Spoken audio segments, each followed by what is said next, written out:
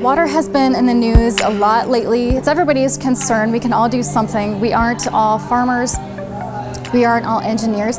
But trying to keep water on your land and taking control of the resources that you have and using them in an environmentally friendly way, it does make a difference for somebody living downstream.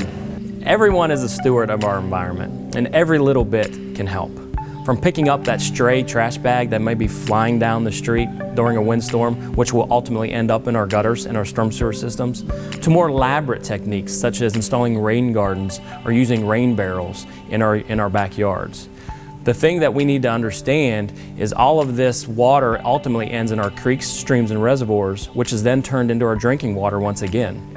The less nutrients that we have to deal with, the less trash or debris that we have to deal with in those streams, creeks, and reservoirs, the easier it is to treat and cheaper it is to get it back to the quality that we need to call it drinking water once again. Rain barrels are a wonderful way to save money.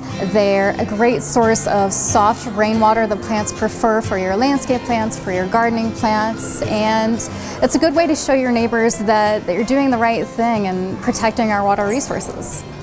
The Rain Barrel Workshop is an event that we have every early spring.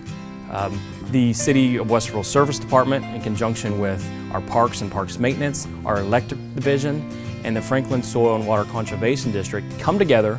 We bring in many different experts in the fields of tree selection, of composting, of rain gardens and how they are operated, and rain barrels and how to establish one of these rain barrels and utilize them.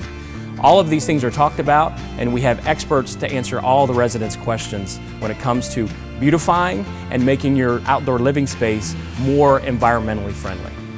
Rain barrels, I think back in the day when they were newer, may have been just open containers that took water from your gutter. The new ones typically sold have lids that screw on, so there is no entryway for mosquitoes. During our events in the spring, we've had several residents come back multiple times each year and express how well their rain gardens are doing, how much they're utilizing the rain barrels, and they want another one. And last year, after the workshop, we got rain barrels, we started composting. This past spring, we averaged over 50 residents that registered and applied to be new owners of rain barrels. Basically, we were interested because we just bought a house and wanted to figure out how we could make our home ownership more sustainable. Well, I think the first experience that we had with the rain barrel was pretty incredible, where the day after we hooked them up, we went outside expecting them to be empty because we had no idea that it had rained overnight, and they were literally full. Totally full.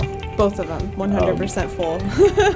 So from rain that we didn't even experience, we had effectively 90 gallons of water that we were able to then just basically continue to use. We had water pretty much the whole summer and never had to use a hose, or anything like that. Yeah, it was 100% worth it.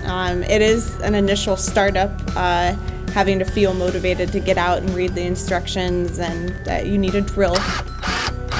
But aside from just following the instructions, it was maybe an hour of our time. If a resident is even remotely interested in rain barrels and rain gardens, I would highly suggest that they come to one of our workshops in the early spring.